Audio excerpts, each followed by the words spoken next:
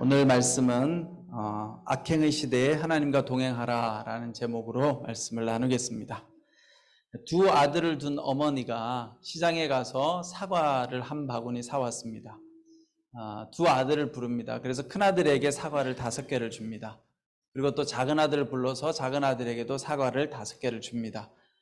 그 사과는 좋은 사과도 있겠지만 썩은 사과도 있을 수 있고 안 좋은 사과도 있을 수 있겠죠.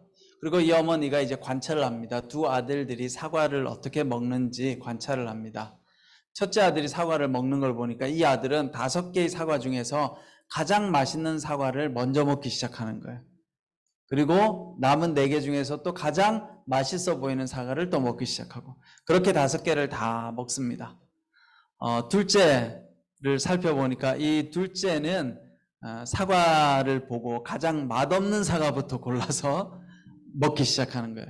그리고 그 다음에 또 가장 남아있는 사과 중에 맛없는 사과를 하나 먹고, 그렇게 맛없는 사과를 다 먹기 시작합니다. 이 어머니가 두 아들을 불러놓고 첫째 아들을 칭찬합니다.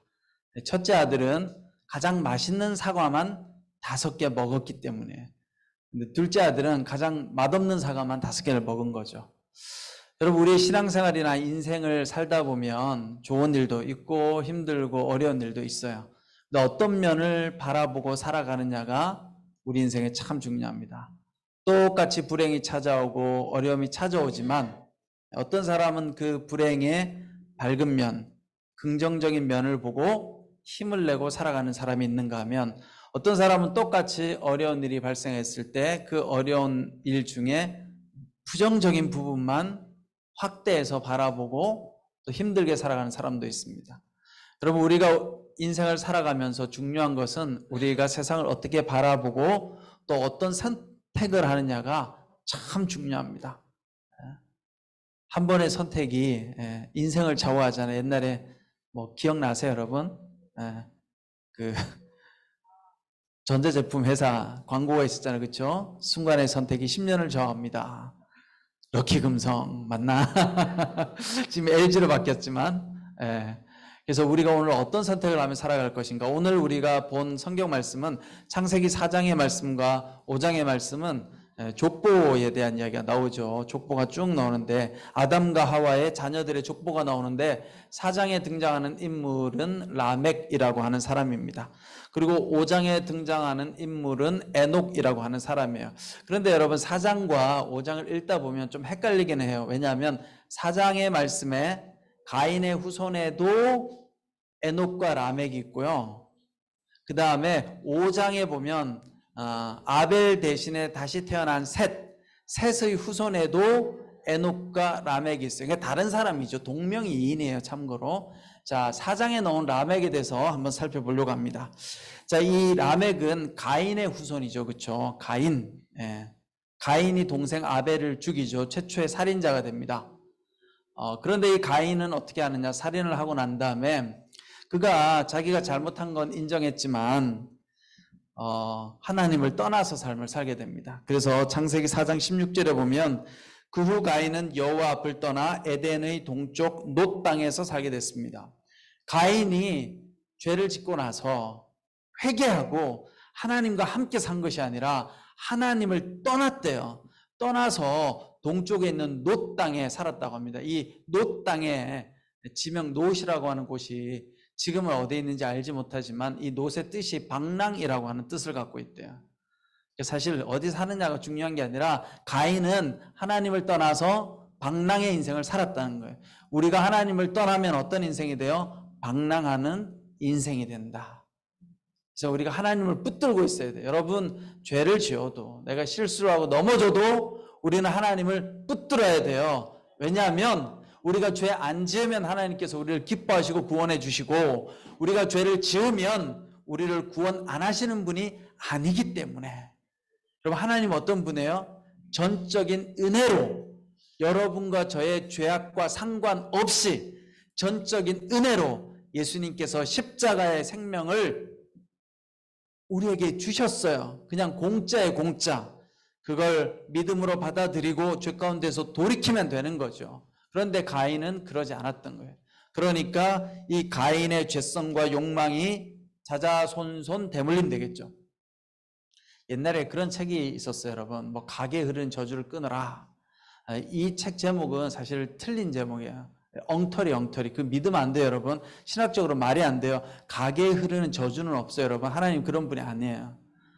그 책을 왜 그렇게 썼는지 모르겠지만, 그런데 중요한 건 가게에 저주가 흐르진 않지만 내가 죄 가운데 거하면서 그 문제를 해결하지 않으면 내 자녀도 똑같이 죄 가운데 욕망의 포로가 될 가능성이 높다라는 거예요. 그렇죠?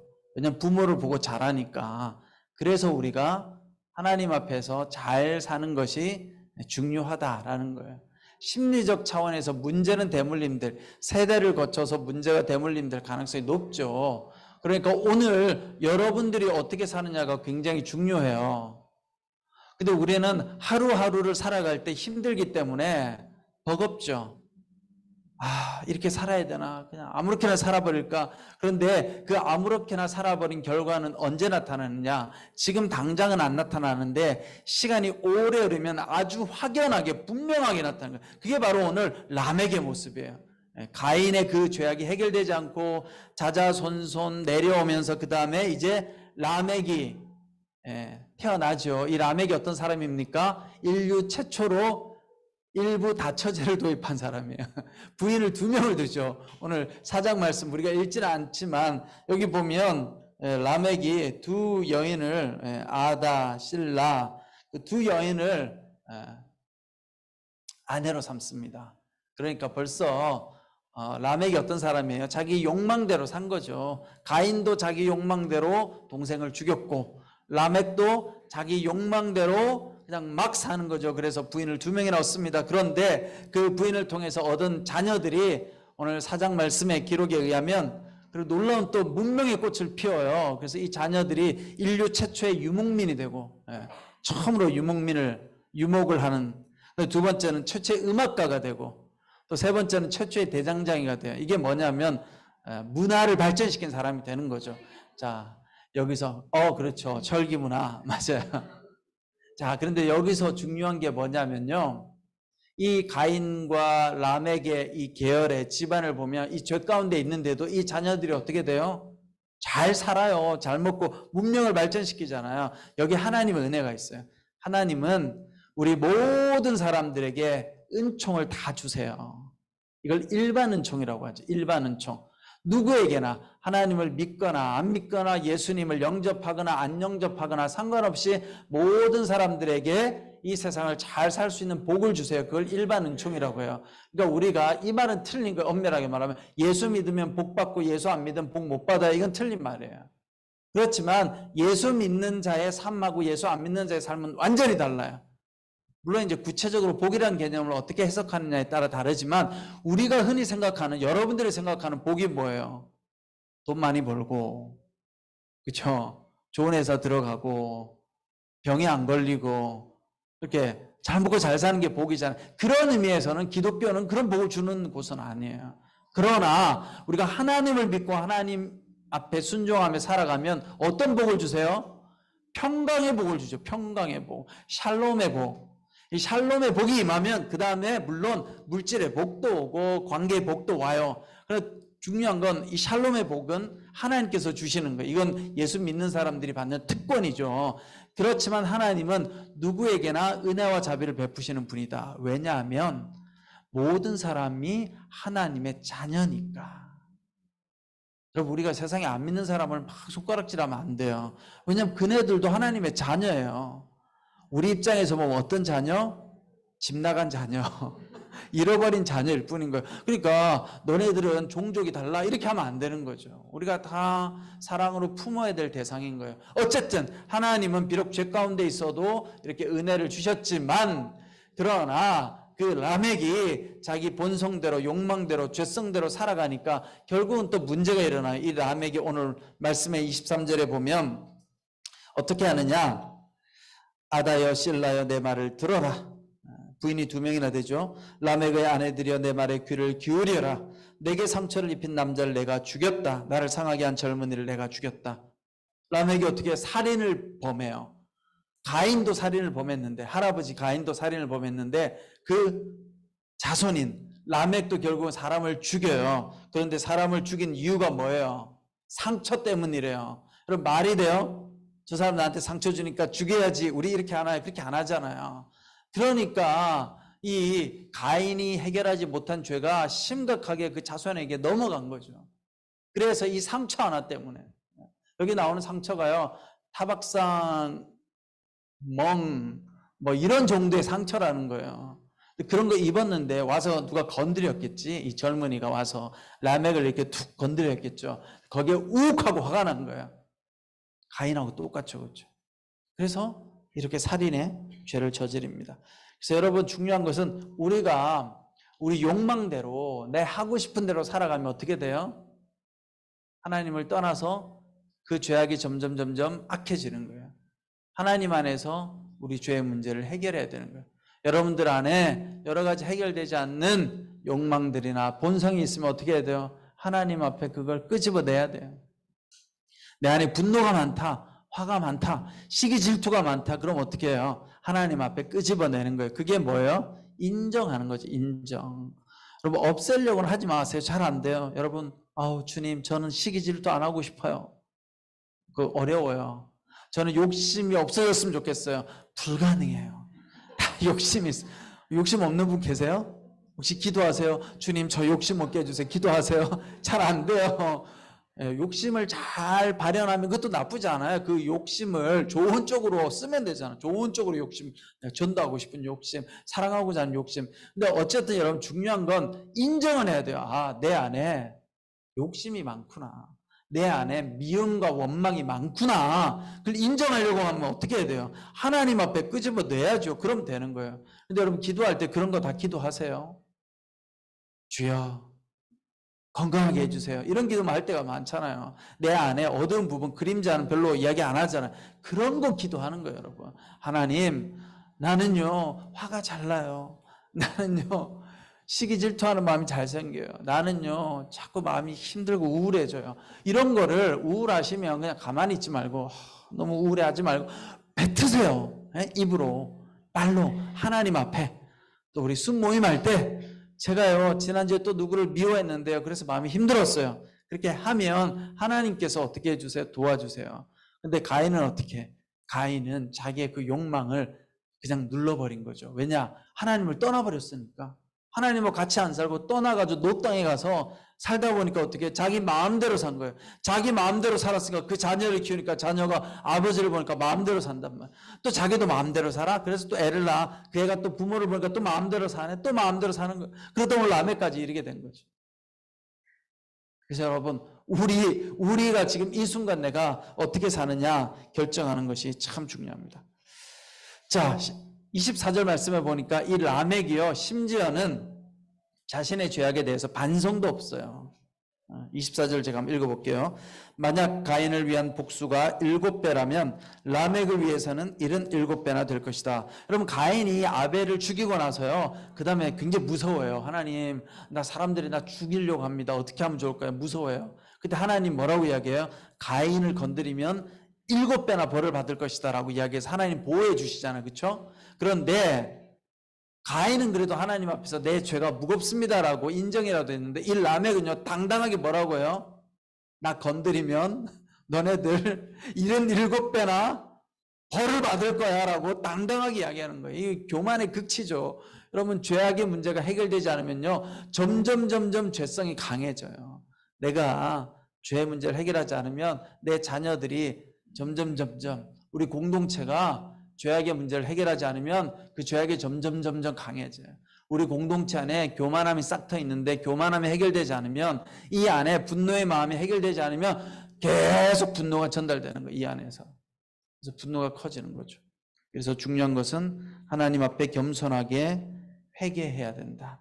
그렇지 않으면 오늘 라멕처럼, 라멕은 나중에 완전히 하나님의 자리에 서죠. 심판자의 자리에 서서 너희들 나를 건드리면 77배나 받을 거야 라고 하는 정도가 됐죠. 여기서 여러분, 중요한 내용은 뭐예요? 내가 가지고 있는 죄의 문제를 해결하지 않으면 나로 인해서 영향을 받는 사람에게 큰 영향이 간다. 여러분들이 부모님이라면 부모로서 여러분들이 잘 사셔야 돼요. 그래야지 자녀들에게 좋은 영향이 가고, 또 여러분들 중에 부모님이 아니어도 나의 모습으로 인해서 이것이 가족에게, 친구들에게, 이웃에게 전가될 수 있다는 거죠. 자, 두 번째는 4장에는 이런 라멕의 모습, 자 5장에는 에녹의 이야기가 기록되어져 있습니다. 자 4장 26절부터 이제 에녹의 가문이 시작돼요. 4장 26절에 보니까 셋도 아들을 낳아 그 이름을 에노스라 했습니다. 그때 사람들이 비로소 여호와의 이름을 부르기 시작했습니다.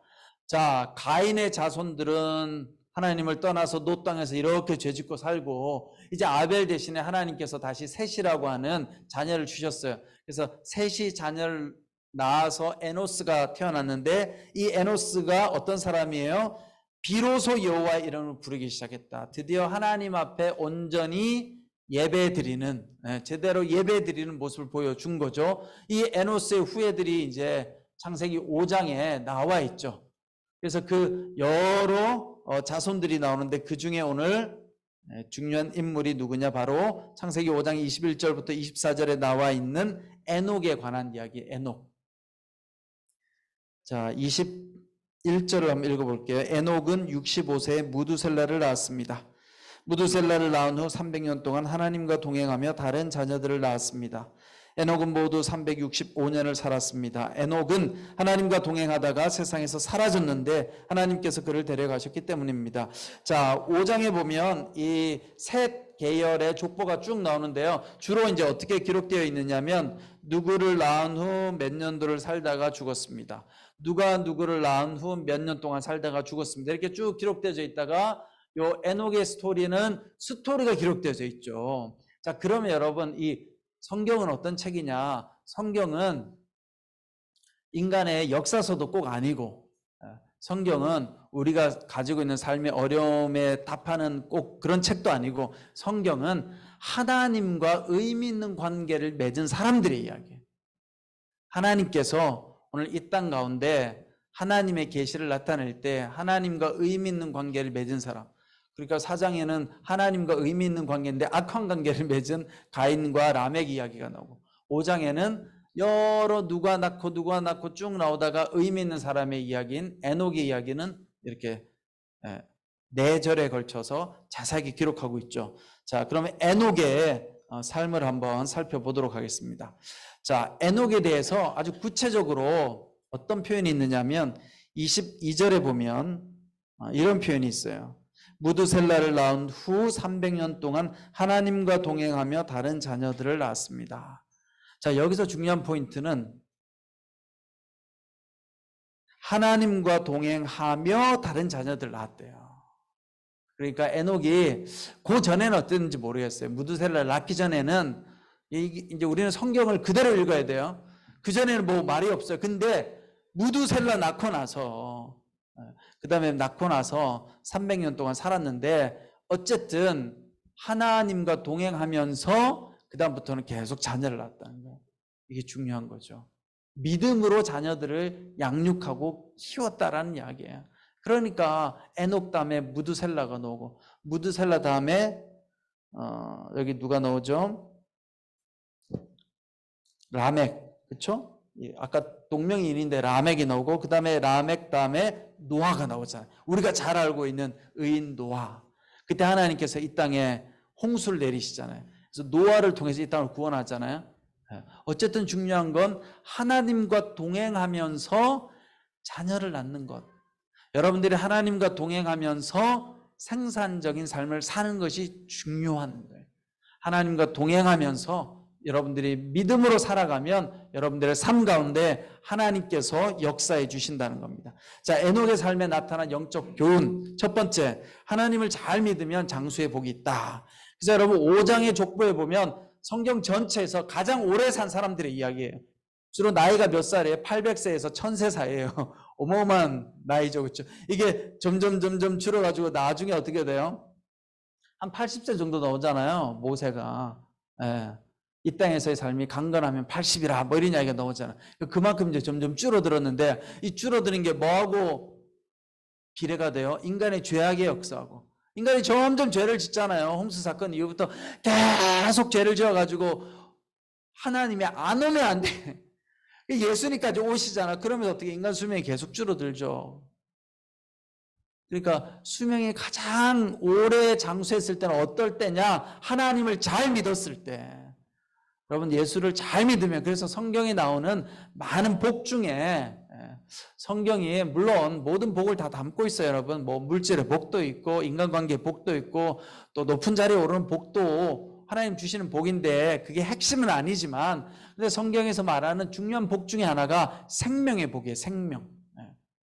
이게 복이에요. 하나님께서 우리에게 생명을 주시는 거. 그런데 여기 보니까 어쨌든 셋의 후손들을 보면 하나님을 잘 믿는 이 셋 가문의 사람들은 다 오래 살았더라는 거죠. 그래서 여러분들도 하나님을 잘 믿으면 장수하게 될 거예요. 물론 하나님을 잘 믿어도 빨리 죽는 사람도 있고 질병에 걸려서 죽는 사람도 있고 다양하게 있어요. 그건 예외로 두고. 예외로. 저희 아버지도 하나님을 잘 믿으셨지만 49에 돌아가셨단 말이에요. 그래서 이 에녹의 모습을 보면, 물론 에녹은 죽음을 보지 않고 하나님께로 갔지만 또 하나님께서 너무 사랑하면 빨리 데려가게 돼요. 그렇게 해석해야 돼. 빨리, 믿음이 너무 좋은데 하나님께로 빨리 가. 그런 분들은 하나님께서 사랑하니까. 그러나 대체적으로는 여러분들이 하나님을 잘 섬기고 믿으면 장수하는 복이 주어질 수 있다. 제가 가끔 설교 때 이야기했죠. 저희 외할머니가 100세가 넘었는데 이제 카운팅이 잘 안 돼. 105세인지 106세인지 올해도 건강히 지내셨거든요. 생신 때 제가 못 내려갔는데 전화 통화만 했는데, 할머니 오래 사세요 그랬더니 그런 말 하지 말라고. 그렇지만 제가 저희 외할머니를 볼 때마다 이 말씀이 탁 떠올라요. 여러분 지금 대한민국 사회에서 105세 3분 계세요? 여러분 주변에 가족 친척 중에? 없잖아요. 저희 외할머니가 105세, 106세인가 하여튼 그런데 저희 외할머니가 그냥 인간적인 기력만 딱 세하고 나이가 먹었으니까 육신의 기력만 세하고 이 정신 상태, 영적인 상태는 너무 멀쩡해. 너무 멀쩡해. 하나님의 축복인 거죠. 그런데 또 그 가정이 제가 이야기했잖아요. 모든 가족들을 보면 다 예수를 잘 믿어서 평화로워요. 평화로워. 그러니까 저희 외할머니가 열심히 신앙생활하고 믿음으로 잘 살았더니, 근데 이제 저희 외할머니가 이 정신력이 맑고 깨끗하고 영적으로 흐리지 않은 이유가, 저희 외할머니가 70세 때부터, 물론 그전에도 그랬지만 이것도 제가 설교 때 이야기한 거예요. 성경 말씀을 맨날 외웠다는 거 아니에요. 찬송가도 외우고. 제가 한번 설교한 기억나시죠? 그 교회 목사님이 찬송 부를 때는 저녁에 불 끄고 불렀다잖아요. 일부러 찬송가 보지 말고 외우라고. 왜냐? 진짜 나중에 나이가 먹으면 눈이 안 보여서 찬송을 부를 수 없대요. 물론 요즘은 뭐 스마트폰이 좋으니까 다 들으면 되지만 어쨌든 그러니까 저희 외할머니께서 보이지도 않고 들리지도 않으니까 어떻게 해요? 외웠던 암송했던 걸로 찬송을 부르는 거예요. 찬송을. 물론 이제 지금 보청기 끼고 말씀을 듣지만, 여러분 우리가 하나님을 잘 믿으면 하나님께서 건강의 복을 주십니다. 자, 두 번째는 오늘 에녹을 통해서 얻을 수 있는 것은 하나님과 동행하면 최고의 축복이 찾아온다. 하나님하고 동행하며 사는 삶이 축복이라는 거예요. 에녹이 하나님과 동행했다고 나오잖아요. 하나님과 동행하며 자녀를 낳았다. 또 하나님과 동행해서 어떻게 해요? 하나님께서 데려가셨죠. 이게 무슨 말이냐면 이 땅에서 죽음을 보지 않은 유일한 사람이에요. 여러분 우리의 인생이 공부하고 피곤한 이유는 뭐예요? 다 죽기 때문이잖아요. 죽을 때 잘 죽으면 좋은데 대부분의 많은 사람들은 다 질병에 걸려서 고통스럽게 힘들게 죽을 때가 많아요. 그러니까 인간에게 죽음은 뭐예요? 고통인 거예요. 여러분이나 저나 다 그렇게 가는 거예요. 그런데 에녹은 하나님과 동행하는 인생을 사니까 하나님께서 그냥 데려가셨대요. 죽음을 보지 않고 데려가신 거예요. 그냥 살아있는 상태에서 사라진 거죠. 하나님께로 간 거죠. 그것이 축복입니다. 그런데 에녹이 어떻게 그러면 하나님과 동행할 수 있었을까? 동행의 복을 받았는데 어떻게 동행할 수 있었을까? 중요한 원리가 있어요. 여러분 하나님과 동행하기 위해서는 어떻게 해야 되겠어요? 내 뜻과 의지를 죽여야 되는 거예요. 당연한 거예요, 여러분. 하나님과 동행을 한다라는 건 여러분들이 여러분들의 생각과 욕망을 추구하면 절대로 하나님하고 함께 할 수 없어요. 하나님 앞에 내 의지를 내려놔야 돼요. 여러분 사람과 사람도 마찬가지예요. 여러분 친한 사람들 있죠. 주변에 친한 관계. 그 친한 관계가 오래 가려고 하면 어떻게 해요? 아, 그래요. 정답. 그치. 잘 들어줘야지. 아, 최고의 정답이에요. 맞아요. 여러분 그런 분 있으세요? 가족 말고 친구인데 오래 간 분 있으세요? 오래 간 분. 물론 여기 한 마음에 있으니까 다 오래 갔지. 이렇게 예배 공동체 아닌데도 오래 가는 분이 있어요? 그런 분들의 특징은 뭐예요? 그런 관계는 서로가 서로의 이야기를 잘 들어주고 내 의지를 죽이고 내 주장을 하지 않고 상대방을 존중해 주는 거예요. 그러면 어떻게 돼? 오랫동안 동행할 수 있게 됩니다. 하나님하고도 마찬가지죠. 에녹은 그렇게 했던 거예요. 에녹은 하나님 앞에서 자신을 주장하지 않고 내 욕심을 하나님 앞에 구하지 않고 모든 것에 있어서 하나님이 말씀하시는 걸 다 받아들이고 순종했기 때문에 여러분 순종보다 더 좋은 게 없어요, 세상에. 예전에 저희 교수님 그런 말씀하셨어요. 야, 아부라도 좋다. 뻥이라도 좋으니 아부가 좋다. 이렇게 말씀하셨어요. 그게 무슨 말인지 제가 나중에 이해가 됐어요. 살아보니까 아, 그 말씀이 맞구나. 와서 무조건 순종하고 좋습니다 하는 게 그게 좋은 거예요, 여러분. 그러니까 여러분 너무 사회 정의 부르짖고 이게 맞습니다 하고 하지 마세요. 죽을 때까지 그렇게 사실 수 있을 용기가 있으면 그렇게 사시고요. 그냥 내가 봤을 때 좀 틀려도 들어주고 존중해주고 그게 축복된 삶인 거예요. 맨날 맞고 틀리고 따지고 막 이렇게 살아보세요. 마음속에 지옥이 임하고 사탄이 임하지. 네. 그렇다고 해서 틀린 거를 받아주라는 건 아니지만 여러분 우리가 판단자의 자리에 서기 시작하면요 시험이 들어요. 이게 맞고 저게 틀리고 왜 그렇게 해? 그러면 어떻게 돼요? 사탄이 찾아와서 내 마음을 뺏어가죠. 아무튼 에녹은 하나님 앞에 철저하게 자신을 죽이고 자신의 뜻과 의지를 하나님께 맞추었다는 거예요. 그래서 히브리서 11장 5절에 보면 에녹에 대해서 신약 성경에서 에녹을 이렇게 묘사하고 있어요. 믿음으로 에녹은 죽음을 보지 않고 들림을 받았습니다. 하나님께서 그를 데려가셨기 때문에 그는 더 이상 보이지 않았습니다. 들려가기 전에 그는 하나님을 기쁘시게 하는 사람이라는 인정을 받았습니다. 자, 에녹이 하나님께서 에녹을 데려간 이유 중에 또 하나는 뭐예요? 그가 하나님을 기쁘게 했대요. 기쁘게. 어떻게 하면 내가 하나님을 기쁘게 할까? 하나님을 기뻐하고 좋아한 거예요. 하나님을 기뻐하고 좋아하니까 하나님께서도 좋아하시는 거죠. 여러분 하나님께 복 받는 비결은 쉬워요. 여러분들이 하나님을 기뻐하고 좋아하면 돼요. 하나님이 최고입니다. 하나님이 내 인생의 구원자이심을 내가 믿습니다. 그렇게 고백해 보세요. 그러면 하나님 역사하세요. 그런데 하나님을 좋아하는 게 아니라 이용한다고 하나님께서 느끼시면 역사하지 않으세요. 하나님 다 알죠. 여러분 사람과 사람 사이도 마찬가지예요. 앞에 와서 좋은 이야기하고 미소 짓는 것 같은데 저 사람이 나 이용하는구나. 그럼 별로 안 좋아요. 다 알아요. 진심이 아니면 다 알죠. 그래서 여러분 중요한 것은 하나님을 기뻐하시면 에녹처럼 복을 받을 수 있다. 자, 마지막으로 에녹은 하나님의 말씀에 순종했기 때문에 동행하는 복을 받았어요. 하나님의 말씀에 순종인지 어떻게 알 수 있을까? 24절 5장 24절에 보면 에녹은 22절 말씀입니다. 22절에 보면 무두셀라를 낳은 후 300년 동안 하나님과 동행하며 다른 자녀들을 낳았습니다. 여기에 힌트가 있어요. 자, 에녹이 무두셀라를 낳고 300년 동안 하나님과 동행했대요. 그전에는 동행했는지 안 동행했는지 몰라요. 그냥 그저 그렇게 살았을 수도 있어요. 왜냐하면 에녹 앞에 셋부터 에녹까지 오는 다른 사람들의 스토리가 없죠. 그렇죠? 누가 누구를 낳고 몇 살에 죽었다밖에 없어요. 그러니까 이 사람들은 어떤 사람이냐? 그냥 산 거예요. 믿음으로 잘 산 것도 아니고 그냥 산 거예요. 특별히 죄 지은 것도 없고 특별히 잘 산 것도 없고. 그러니까 그냥 누가 누구를 낳고 죽었다 끝나는데 이 에녹에 대해서는 뭐라고 이야기해요?